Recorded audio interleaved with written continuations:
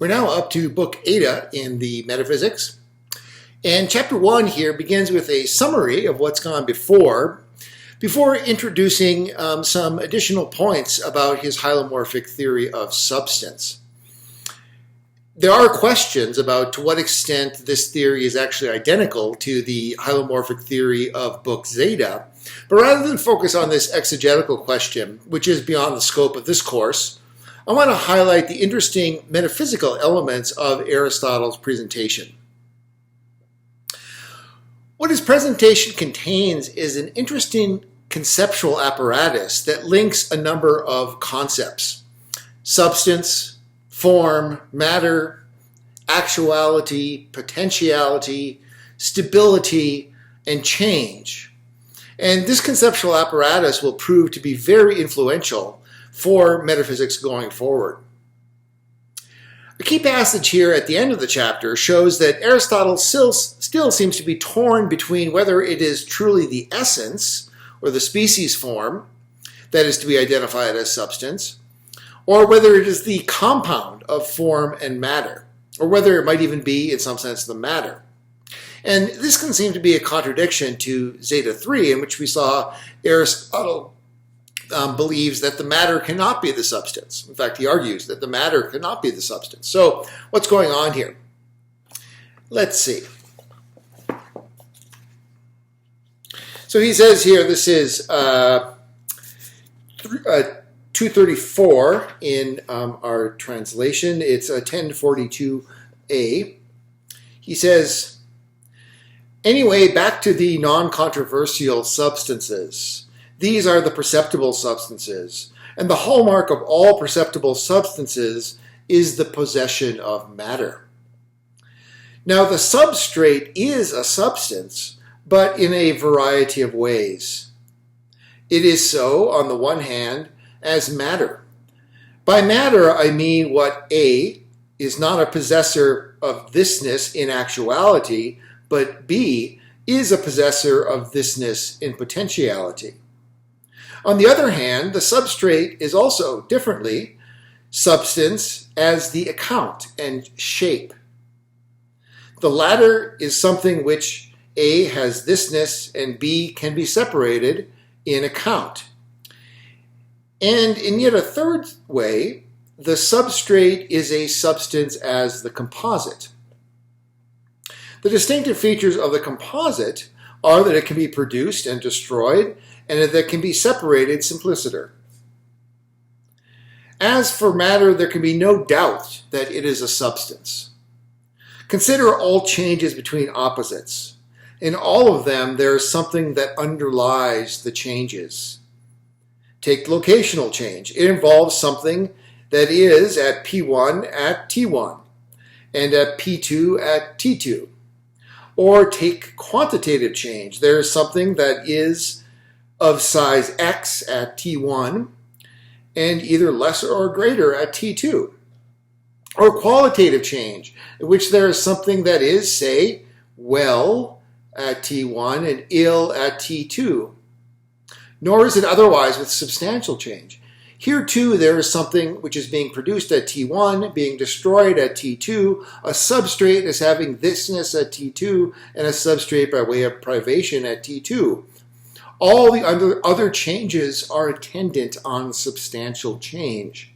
But there are one or two of the other changes that do not bring with them a substantial change. It is by no means follows from a thing's having matter for the purposes of locomotion, that it must have it also for those of production and destruction. Okay, so what's going on here? Let's break this down. He begins with what he regards as the uncontroversial points, that there are perceptible substances. And the hallmark of all perceptible substance is the possession of matter. But what is substance? And here Aristotle says it's the substrate, which we might take to be the underlying layer of being. The underlying metaphysical layer, that's the substrate. Another way to put it would be to say that it underlies the change.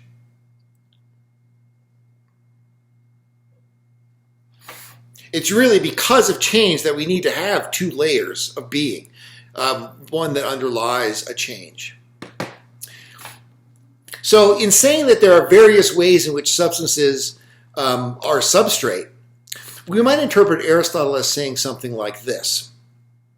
There are various ways in which we can describe what happens when a change occurs, all of which involve a background of an underlying reality, underlying layer of reality, that undergoes a reversal of reality in an overlying layer, so to speak.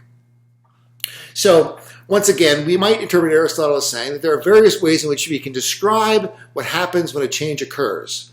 And all of these ways involve positing a background or an underlying layer that undergoes a reversal of reality in an overlying layer. So the first way that he describes here is when the thisness of the substrate goes from being a potential this, or we might say the power in the substrate to be this, goes to being an actual this. So there's a potential to an actual occurring is the first. So an example of this one might be something like, we might describe the substrate of the caterpillar goes from being a reality with the power or potential to be a butterfly to being an actual butterfly. That's one way in which we can describe this change, or what happens when a change occurs. The second way is when an account of this mentions a shape, we can separate out the thisness that belongs to the shape from the thisness that is mentioned in the account of the whole, and thereby describe a change. So there's going to be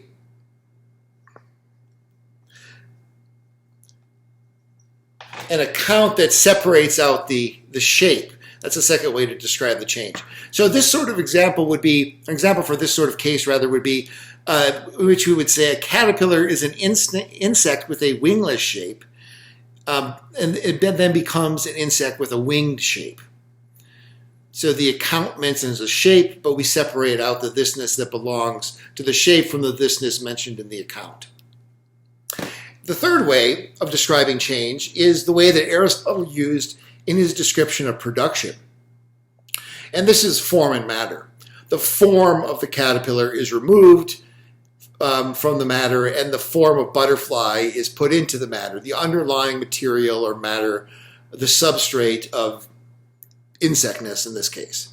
So the third way is when the form is extracted from the matter. So these are the three ways in which a substrate is involved. We have the, I should actually do it this way.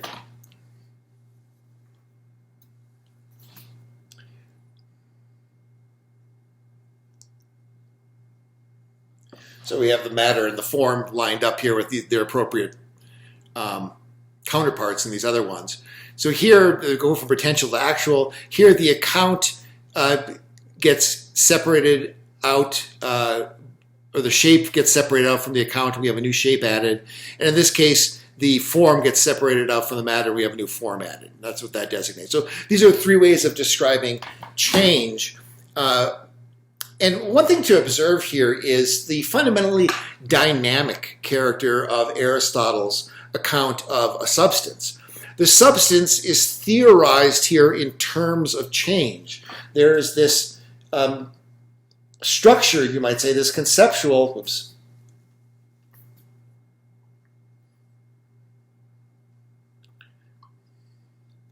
kind of conceptual reciprocity, we might say, between substance and change, or the concepts of substance and the concept of change. The substance is theorized in terms of change. In a change, there has to be something that goes from being to non-being. For example, the caterpillarness, that's a mouthful, the caterpillarness of the instinct is extinguished when it becomes a butterfly. In the same way in which your, childness, not childishness necessarily, but your childness is extinguished. It's no longer there once you grow up. But you grew up, just like the cat. It's the caterpillar that becomes a butterfly. You know, you can put the caterpillar in a glass jar and watch it become a butterfly. Make sure you poke ear holes in there for it. So you know it's the same thing. So we have a reason here for positing a substrate. There must be something underlying the transfer of caterpillarness to butterflyness. Otherwise, you don't have a change. Rather, what you have is a replacement. If there isn't something underlying, then when you grow up, what happens isn't that a child changes into an adult, but rather you have something like, I don't know, a child is kidnapped, taken away somewhere, and replaced by an adult. Or it would be the case in which someone went and reached into your glass jar, took out the caterpillar and stuck a butterfly in there. That would be just a different situation from a caterpillar changing into a butterfly or a child growing into an adult. The only way you can maintain that distinction, since in both cases you have something becoming non-being and something coming into being, is if you have an underlying substrate of the substance that remains throughout the transfer of being to non-being. What seems to matter for grasping Aristotle's concept of substance is less a matter of cataloging the ways and senses in which substance is spoken of, although you can easily, fall into pulling your hair out over that. But rather, it's the philosophical work it's supposed to do, the concept of substance, namely to account for the possibility of real change. Okay, so Aristotle ends the chapter by observing that it doesn't matter what kind of change you are considering, there must always be something that underlies which remains without change. So he gives some of these examples that I read earlier in the passage, that locational change presupposes an underlying area that doesn't move. Think of a map that remains unchanged as you move along it, or graphing out your movement along it.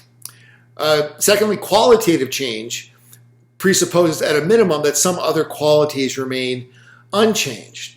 Think about how a physician recognizes that her patient in, let's say, room 104 is the same patient who's not recovered, even though, of course, the person's symptoms are no longer among her qualities. We recognize it's the same patient because the patient has other qualities. So those things remained unchanged. If all the other qualities changed, if instead of now, let's say, a 90-year-old female with gray hair, we now had a 20-year-old male with black hair or something like that, you would say, what happened to my patient? Right? You wouldn't be able to recognize a change there. Quantitative change presupposes a point of reference that remains unaltered in quantity. Think of the standard sentimental example of the wall on your childhood home where your parents marked your growth. That wall wouldn't function to mark your growth if the house somehow grew. It has to remain stable. It has to be a standard against the background of which its unchangingness is able to serve as a place for this to be measured. And what Aristotle wants to say is substantial changes are the same. Here there's a material substrate that changes forms. So this leads us to our first discussion question. For what reason might someone think that a change requires something that remains the same throughout the change? For what reason might someone think that a change requires something that remains the same throughout the change? And is this, whatever answer you would give to that question, is this a good enough reason to support the metaphysical theory that there is a real substantial substrate underlying change, even if this is imperceptible? Is whatever reason that you would give to explain why it's reasonable to think that there must be some substrate, is this a strong enough reason to posit an imperceptible reality, even in those cases, in the case of prime matter for Aristotle, for example? Is it true that a metaphysical commitment to the reality of change also commits us to realism about substances, about a substrate? Is the denial of the reality of change a viable metaphysical position? It's been put forth in the history of philosophy, denying the reality of change. Is that a viable metaphysical position in your view? The view that all change must merely be some kind of an illusion. Okay, so quickly, once again, here's the question. For what reason might someone think that a change requires something that remains the same throughout the change? Is this good enough reason to support the metaphysical theory that there is a real substantial substrate underlying change, even if this is imperceptible? Is it true that a metaphysical commitment to the reality of change also commits us to realism about substances, to a substrate? Is the denial of the reality of change a viable metaphysical position? That is, the view that all change must be some kind of illusion.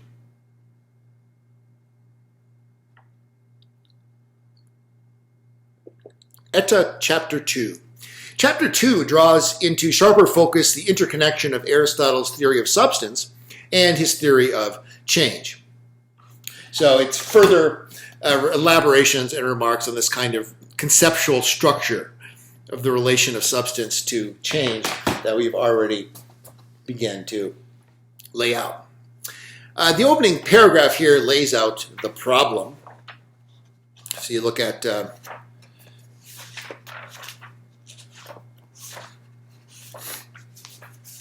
opening paragraph of 2. It says, well, substance as material substrate is non-controversial, and it is this substance which has its being potentially. So the chore we have left is that of saying what the substance is of perceptible things that has its being as an actuality. We've established that there's an uncontroversial sense of substance in which it refers to the material substrate. However, on Aristotle's theory, this can be understood only as a potentiality, a potential thisness. So the matter of a perceptible concrete thing is its potentiality.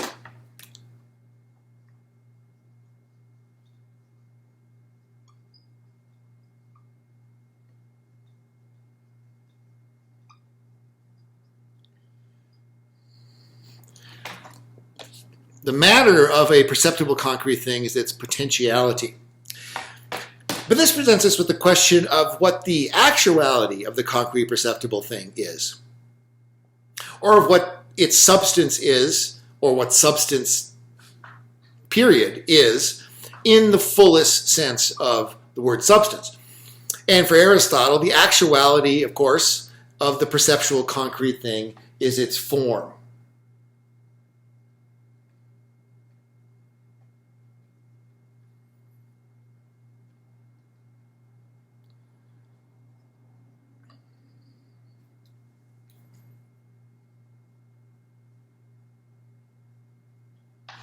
So the matter of a perceptible concrete thing is its potentiality. The form of a concrete thing is its actuality.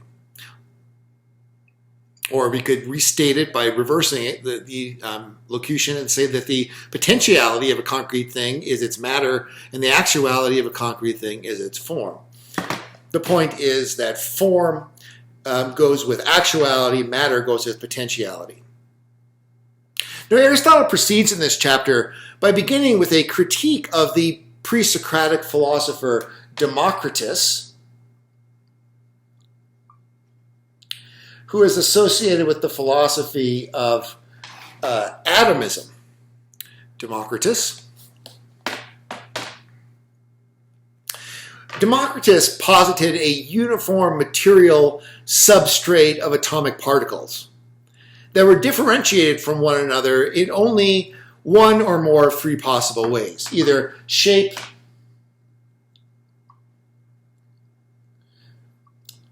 position, or disposition. Okay, so for him, this substrate is going to be atoms. We'll add this here just to connect it with what we've been talking about. So he thought that his metaphysics said that there are substrate atoms that differ in shape, position, or disposition. So they differed in their, whether they're, square or diamond-shaped or triangular or whatever it might be. They differed in their position. One was here, the other was there, and in disposition, in terms of how they were turned around, how they were arranged in relation to each other. Now, this position would prove to be an inspiration to early modern natural scientists, or as they were known at the time, natural philosophers, such as Galileo, Boyle, and Newton. These scientists were, at the time, waging an insurgency, an intellectual insurgency, against what was, in their day, an academic establishment that was dominated by Aristotelian science. Ironically, for us today, the scientific establishment is atomistic, at least in regard to its general orientation. I'm not claiming that atoms necessarily mean the same thing, but the general orientation is atomistic, closer to Democritus in that respect than Aristotle. And so for us, an Aristotelian critique of Democritus is once again an outsider insurgent action. We're back, everything that's old is new again. We're back to where Aristotle was. Because Aristotle objected to atomism. What is his objection to atomism? It's a form of anti-reductionism. And this is going to be what I want to talk about mainly in connection with this chapter, the idea of reductionism, because I think this is a good place to broach it. It's a very important metaphysical concept. Aristotle is not a reductionist, but an anti-reductionist. He regards this atomism as a form of reductionism, and he opposes this. Aristotle starts by pointing out the obvious fact that to common appearances, things are differentiated from one another by more ways than just three, more than just by their shape, position, and disposition, as the atomists thought. And he gives several examples of this on 236 through 237, where he says, however, it is clear that there are, in fact, a large number of differentiations. However, meaning in contrast to what Democritus said, that there's only three, there are a large number. For instance, the account of certain things is based on the mode of combination of their matter, with some, for example, honey drink, being combined by blending, some, for example, a besom, by binding, some, a book, by gluing, some, for example, a chest, by nailing, and some by a combination of combinations. Certain other things are accounted for in terms of their position, such as the threshold and the lintel, which differ only in their location in the design. There are things, too, that are picked out by their timing, as supper and breakfast, and those that are identified merely by their location, which is how we tell one wind from another. And finally, there are things of which we give account by making use of some feature that they have as perceptible entities, their hardness, as it might be, or softness, or their density and rarity, their aridity or moisture. Sometimes it is a selection of such features that does the job. Sometimes all. In all cases, by dint either of some surfeit or of some deficiency. So atomism in all its forms is a reductionistic program. It claims to be able to account for all other differentia in terms of some reduced set, thereby explaining them. Reductionism is an attempt to offer an explanation by simplifying the phenomena, by saying that this diversity is merely apparent, and actually underlying the diversity at a deeper level, there's something, a simpler reality that we can reduce this complex layer of reality to. In modern times, beginning with natural philosophers like Galileo and Descartes and others, this tends to be a project of reducing qualitative differences to quantitative differences, and saying that the qualitative things don't really exist, like secondary qualities, so-called, color, taste, smell, and so on, can be reduced to primary qualities of geometrical properties. So very much in the spirit of Democritus. What Aristotle's critique of reductionism highlights is that a reductionism that is overly aggressive risks losing track or denying different ways in which things are. As he says, for each of these ways of distinguishing, there's a corresponding way of saying that something is. For each of these ways of distinguishing, there's a corresponding way of saying that something is. we lose the sense of the manifoldness of being spoken of in various ways. This is the premise, you might say, of Aristotle's entire project in the Metaphysics. And the reductionist is running a very serious risk. And that risk is of just ignoring or dismissing, explaining away areas or regions of being, of reality that are real. And saying, well, they can't exist because they don't exist in my philosophy. And as Hamlet said to Horatio, there are more things on heaven and earth than exist in your philosophy. That is the anti-reductionist response. Aristotle, unlike the reductionistic atomist, thinks it's important to preserve the appearances, in the famous phrase. It's important to understand the kinds of differentiation, given that they are the principles of the being of things. That's Aristotle's position. It's important to understand the kind of differentiation, given that they are the principles of the being of things. What this means is that Aristotle's understanding of being is that it is various, but nonetheless it can be mapped. For him, science is not reductionistic, but it's basically taxonomic.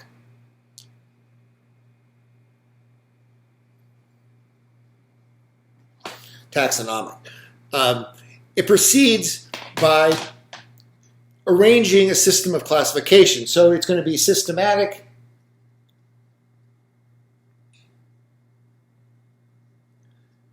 and hierarchic. So in place of reductionism, Aristotle is going to offer a vision of science that's taxonomic, systematic, and hierarchic. Taxonomic in the sense that it involves classification of things, systematic in that this classification is a system. In particular, it's going to have a pyramid structure. So the structure is going to be going from a genus and then subdividing, as we saw in the case of definition by division, right? There's going to be this kind of structure.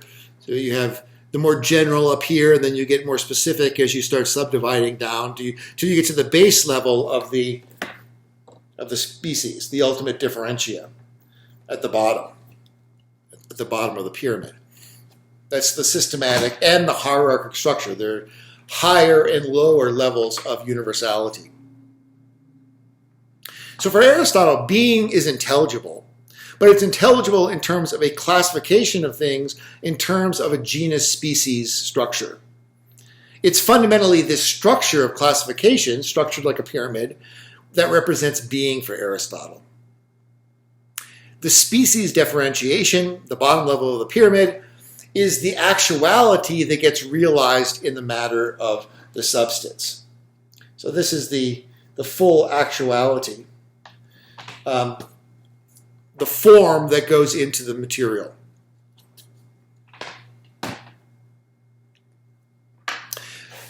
All right, so Aristotle summarizes his ultimate position on the nature of substance at the end of Eta 2, third from the last. He says, so if you want to define building, you have three choices.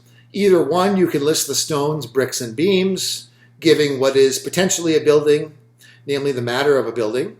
Or your account can be enclosed space, this is the account in italics here, enclosed space for the housing of objects or persons, or something of that sort, or to that effect. In this case, what you are giving is the actuality of the building. Alternatively, three, you can put them together and give the third composite substance. Quite a good way of putting the point is to say that the account in terms of differentiation is the account of the form actuality, whereas that in terms of the constituents of the thing is more the account of the matter. That's the view. That's his ultimate hylomorphic position on substance. Okay, this leads us to our second discussion question. In what way is Aristotelian science less reductionistic than the atomism of a philosopher such as Democritus? In what way is Aristotelian science less reductionistic than the atomism of a philosopher such as Democritus? What are the strengths and weaknesses of each approach, Aristotelian science and Democritean atomism? Where do you think the appropriate line should be drawn between phenomena that can be reduced and those that cannot. Think here of examples of kinds or classes of phenomena that you definitely believe can be reduced, those you believe cannot be reduced, and those you're unsure of. Okay? So that's the second discussion question. In what way is Aristotelian science less reductionistic than the atomism of a philosopher like Democritus? What are the strengths and weaknesses of each approach, and where do you think the appropriate line should be drawn between phenomena that can be reduced and those which cannot? Eta 3. Aristotle goes over some old ground in this chapter, arguing that even though we often say that the substance is a composite of form and matter, it's really the form to which the substance attaches, because the what it was to be-ness belongs to the form alone. So, for example, one might define the substance of a building as a protective structure composed of bricks and stones. This suggests the substance is a compound of a form, namely protective structure, and a matter, namely bricks and stones. Pretty clear. But Aristotle argues that it's actually a mistake to think of the substance of a building being composed of bricks and stones, to think of the substance of a building being composed of bricks and stones. Why is that? Let's look on 240, 1043b, right in the center of the page. He says, now it is clear if you look into it that it is not the case that both the letters and their combination are components of a syllable, nor that a building is both its bricks and the combination thereof. This has to be right. The combination mixture is not composed of the things of which it is a combination mixture. And the point bears generalization. That is, we can generalize this example of the building. Suppose we define threshold by its disposition. The disposition is not composed of the threshold, but if anything, the threshold of the disposition. That is to say, what makes the threshold, a stone or a piece of wood or whatever that serves as a threshold, is a threshold because of its position in relation to the house. Its disposition, we might say, that's on the floor. Okay. The combination or mixture of form and matter, according to this view, cannot be composed of bricks and stones. The matter is one of the things that's combined in such a case, and therefore it cannot be an account of the combination. Now, Aristotle admits that most people have a tendency to think that a building is indeed composed of bricks and stones, and they think this is a perfectly fine way of speaking about it, and of course it is a perfectly fine way of speaking about it. But to him, actually, this tendency of people to speak in this way only suggests why a stone building is actually not a good paradigm example of a substance. Rather, the paradigm substance for Aristotle is a living thing, in which it is much more plausible or intuitive to say that the combination of soul and flesh cannot be composed of flesh, if you think of that kind of case. So in the top of 241, he says, maybe cases like building and tool are not even substances anyway. Maybe nothing is a substance that is not a natural composition. It would be perfectly reasonable to hold that it is a nature, and only nature, that is a substance among things that perish. Okay. So it's the living thing. The paradigm of substance for Aristotle is the living thing. He ends the chapter by considering whether there are any substances which are numbers. And you recall that earlier we broached the question of whether there are any non-perceptible substances. And we saw that Plato's forms and numbers are two candidates.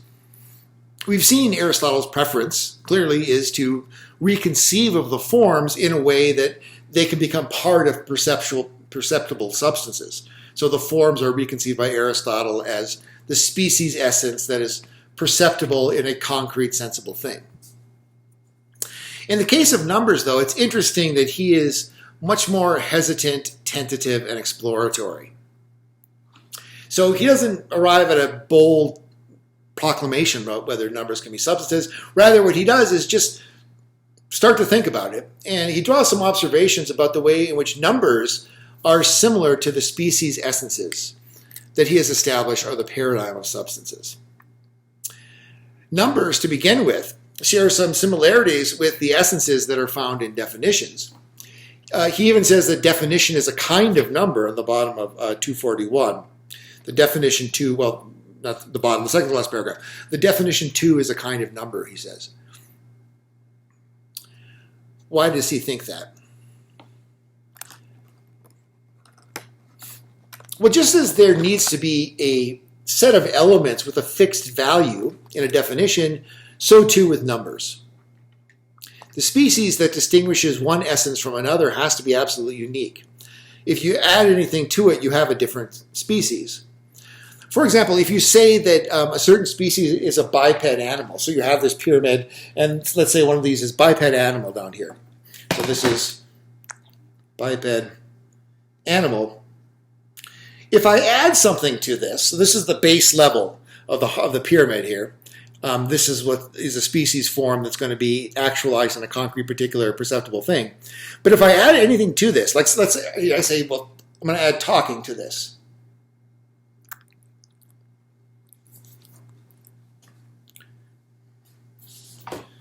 So, but now I have a talking biped animal.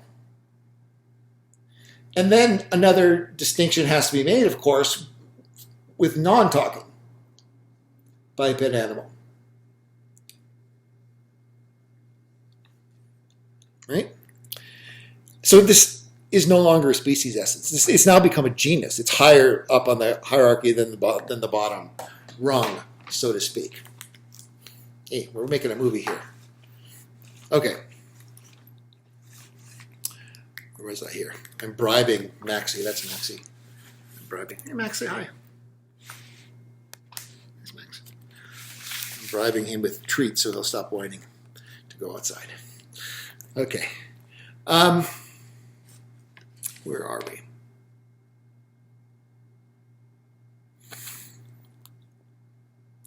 The parallel with number here is then that just as with a species you can't add anything to it, similarly with a number you can't add anything to it. You can't add another unit to the number 4 and have it remain the number 4. Now it's the number 5, right?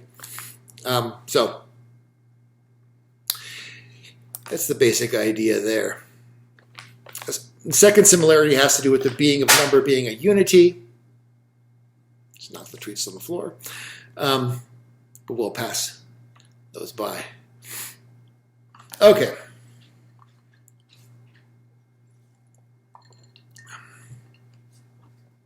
At top 4, in this chapter, Aristotle further develops his theory of matter. And first, he states more boldly, I think, here than elsewhere, at least so far, something that's considered distinctive of the Aristotelian view of matter. And that is that it has 2 parts. So there's, first of all, the idea that all things are produced from the same primary matter.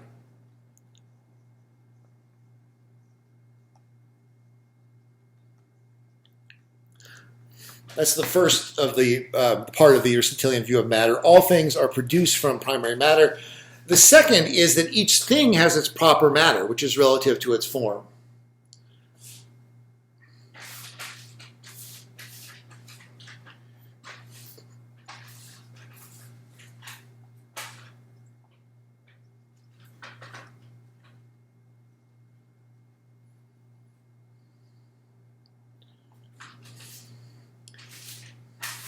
Each thing has its proper matter, which is relative to its form. So really, the distinction here, I probably should have put this in all caps too, that you have the proper matter and the primary matter. I'm going to fix that clearer.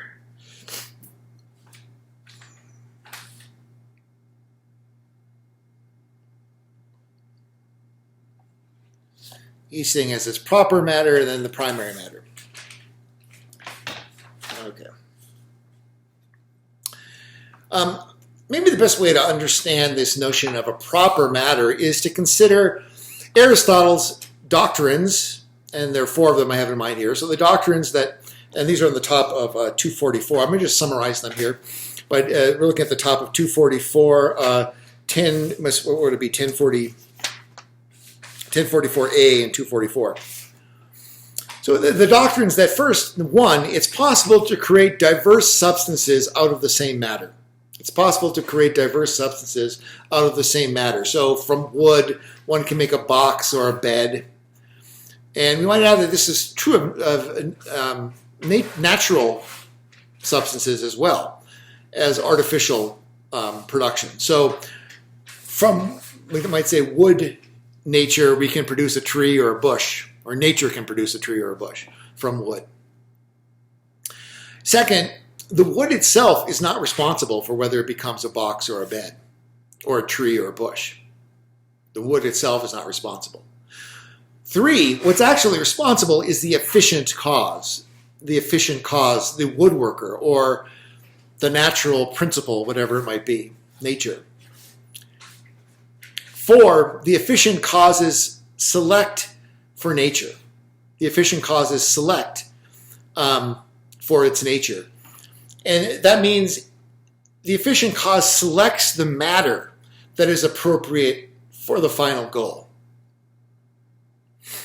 And if whether it's a woodworker, whether it's nature itself, there's a selecting going on for the final goal.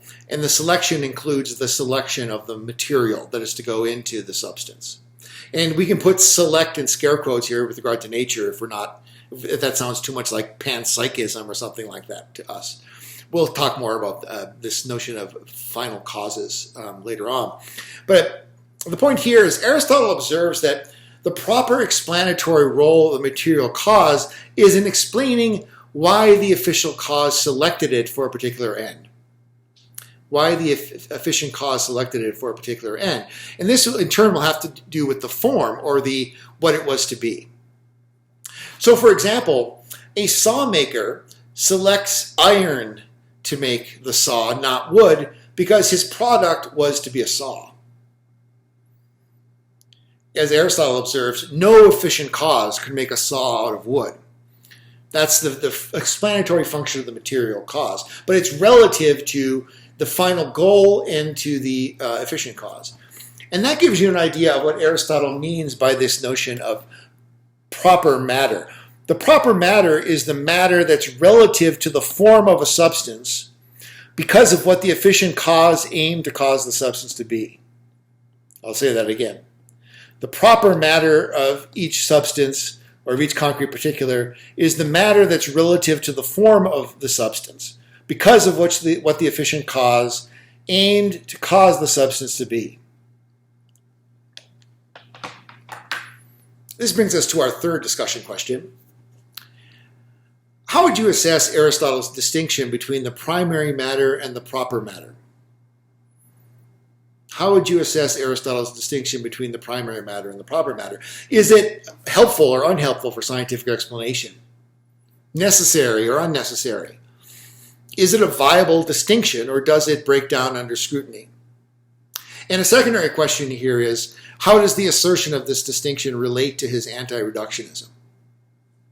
So once again, the third discussion question, how would you assess Aristotle's distinction between the primary matter and the proper matter? Is it helpful or unhelpful for scientific explanation, necessary or unnecessary?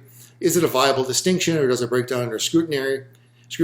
And a secondary question is, does the assertion of this distinction help in any way to illuminate or explain his anti-reductionism?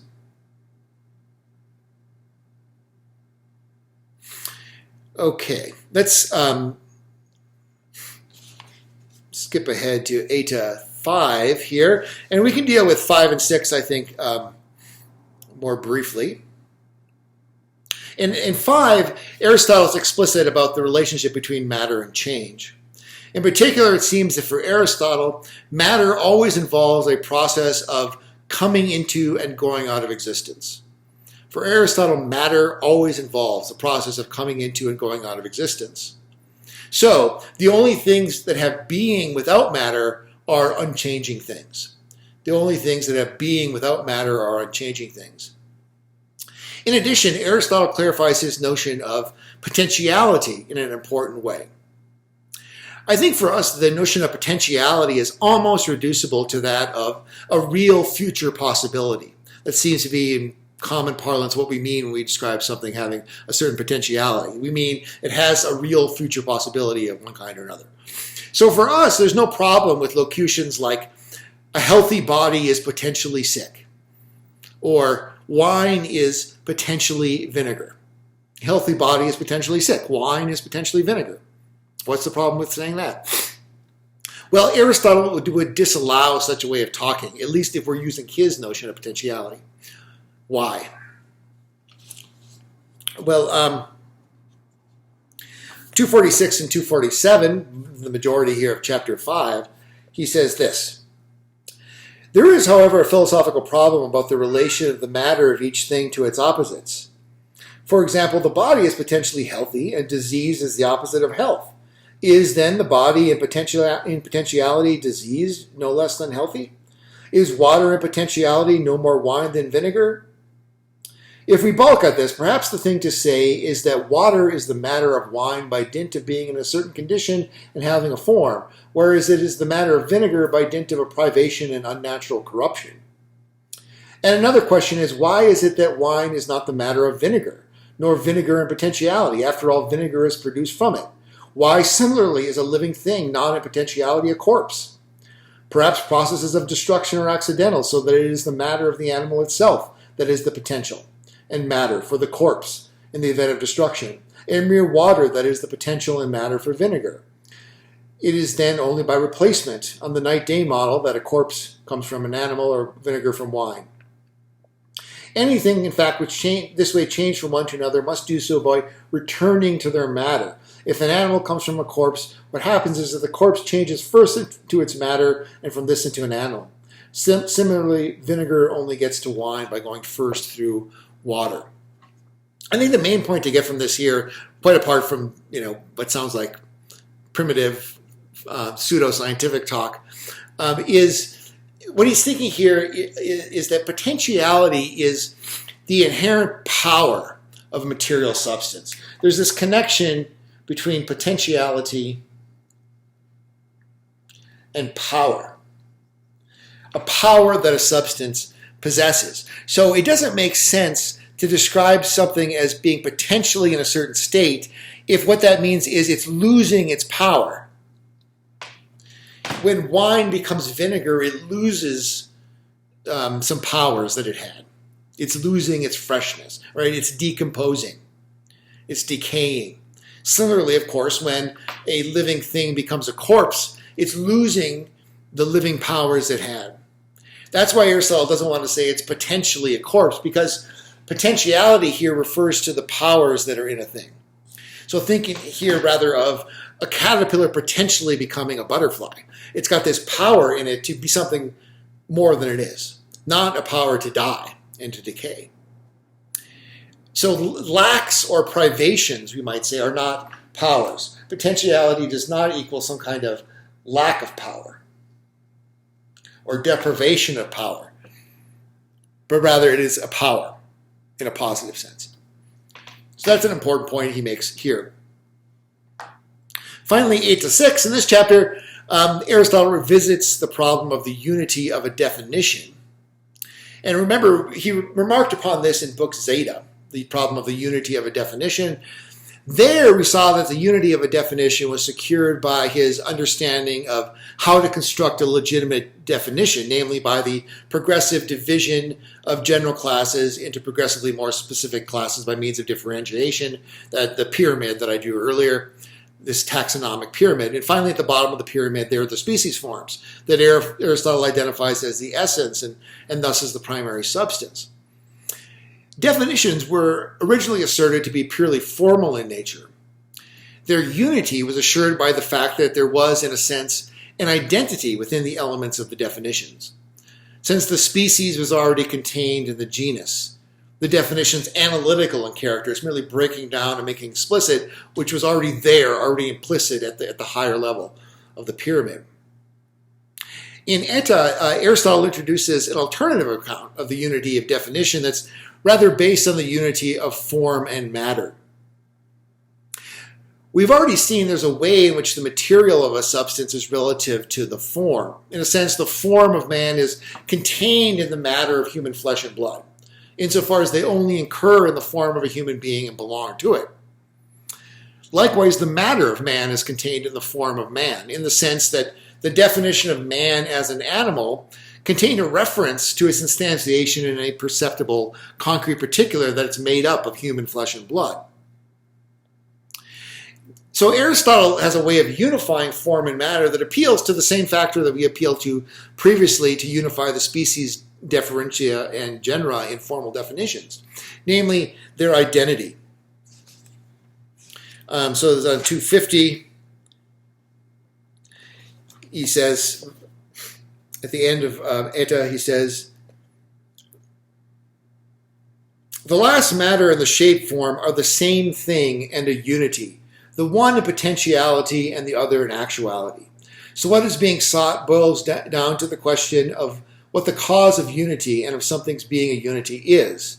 For each thing is a unity, and the thing in potentiality is in a kind of way a unity with the thing in actuality. In other words, form and matter are ultimately the same thing. This is a somewhat different way of aligning form, matter, and actuality and potentiality. Here what he's saying is potentiality and actuality are kind of the same thing, except we're just describing them in different ways, as potential or as actual, two different related complementary ways of being. And similarly, form and matter, which are identified with the potentiality and actuality of substance, or of the matter in its form, are ultimately the same thing. Form and matter are ultimately the same thing. First described as potentiality when we're talking about the matter, and next described as an actuality when we're talking about the form. So on this view, a definition of a thing in terms of its form and matter would seem to be secured by the identity of form and matter within the substance itself.